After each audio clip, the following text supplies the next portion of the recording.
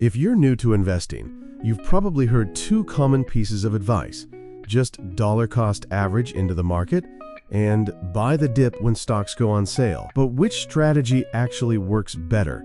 Should you be steadily investing every month no matter what, or saving your cash and waiting for the perfect moment to buy in? In this video, we're going to break down both strategies, dollar cost averaging and buying the dip, in clear, beginner-friendly language. We'll explain how each method works, go over their pros and cons, and compare the results using a simple fictional example and some real-world data. By the end, you'll have a better sense of which approach might be best for your personal investing style. Let's start with what dollar cost averaging actually means and why so many long-term investors swear by it. Dollar cost averaging, or DCA for short, is a strategy where you invest a fixed amount of money into the market at regular intervals, regardless of whether prices are going up or down. For example, imagine you decide to invest $500 into a broad stock market index, like the S&P 500, on the first day of every month. You keep doing this whether the market is high, low, or flat. NNTHE. Benefit of this approach is that you spread your purchases over time, which helps reduce the risk of investing a large sum right before a market drop. Over time, DCA helps you buy more shares when prices are low and fewer when prices are high, which can lower your average cost per share. It's a simple, disciplined strategy that doesn't require market timing or predictions. That's why many people like it, especially beginners. You don't need to guess the right moment to invest. You just stick to a schedule and keep going. NNBUT, while dollar cost averaging has its strengths. Some investors prefer a more active approach, like buying the dip. Let's look at how that strategy works. Buying the dip is an investing strategy where you hold onto your cash and wait for the market to drop, then invest when prices are lower. The goal is to take advantage of temporary market declines to buy stocks at a discount. NNFOR example.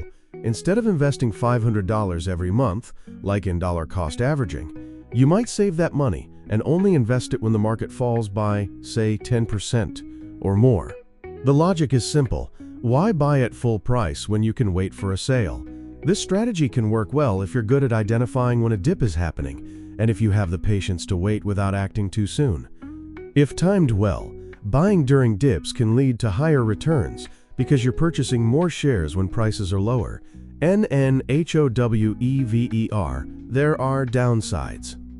First, it requires timing the market, which even professionals struggle with.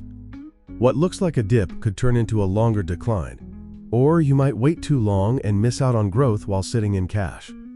Also, market dips are unpredictable. They don't follow a set schedule.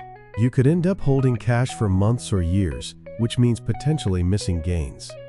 In short, buying the dip can be more rewarding, but it's also riskier and harder to do consistently. So what happens if we compare both strategies side by side using a fictional example? Let's imagine two beginner investors, Sarah and Jake. Both have $6,000 to invest each year, and they're investing over a 10-year period.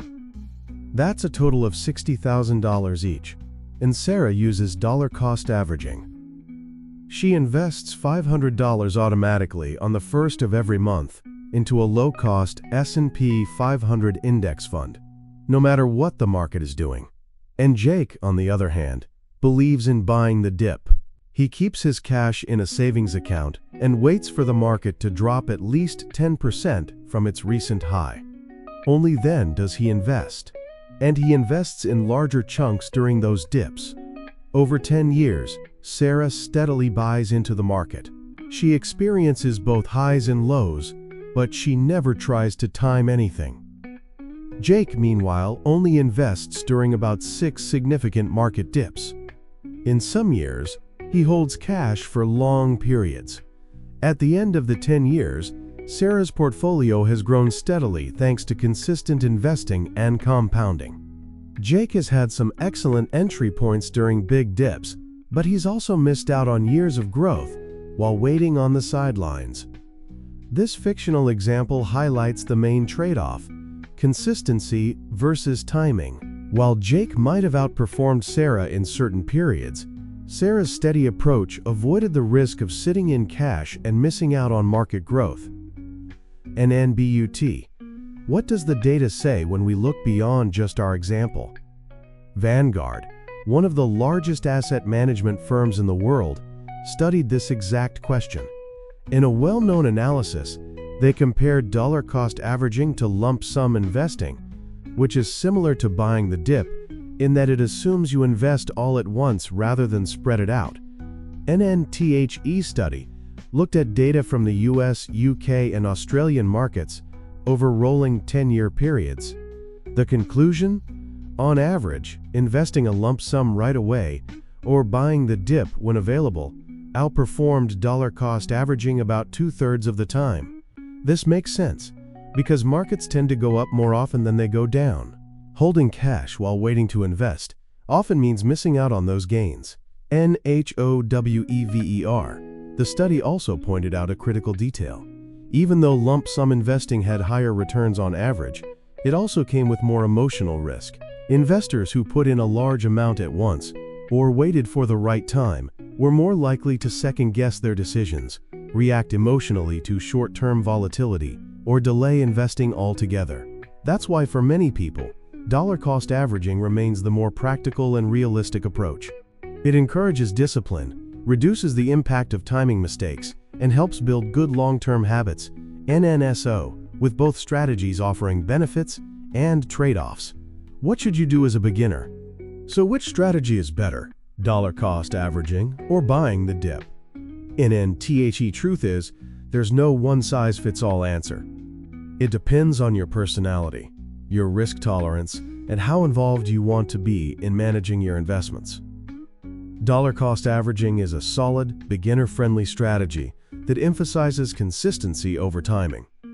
It helps reduce decision fatigue, removes emotion from the process, and ensures you're always participating in the market, even during uncertain times.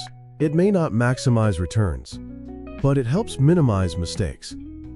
Then buying the dip, on the other hand, can lead to higher returns if you're disciplined, patient, and able to stick to a plan. But it comes with higher risks, missed opportunities, emotional decision-making, and the possibility of sitting on cash for too long. NNFOR, most beginners, starting with dollar cost averaging is usually the safer and more practical route. It gets you into the habit of investing regularly and lets you benefit from long-term market growth without trying to predict the future. NNIF, you're more advanced or confident in your knowledge of market trends. You might gradually layer in a buy-the-dip approach, using part of your portfolio for strategic purchases during downturns while still maintaining a regular investing schedule. NNTHE, most important thing? Get started and stay consistent. Whichever strategy you choose, time in the market almost always beats timing the market over the long run. To wrap up, both dollar cost averaging and buying the dip are valid strategies, each with its strengths and weaknesses. Dollar cost averaging focuses on steady growth and emotional discipline, while buying the dip aims for higher returns through market timing, but with more risk and complexity. NNA as a beginner, the best strategy is often the one you can stick with. Long-term investing success usually comes from consistency, patience, and avoiding emotional decisions, not from finding the perfect entry point.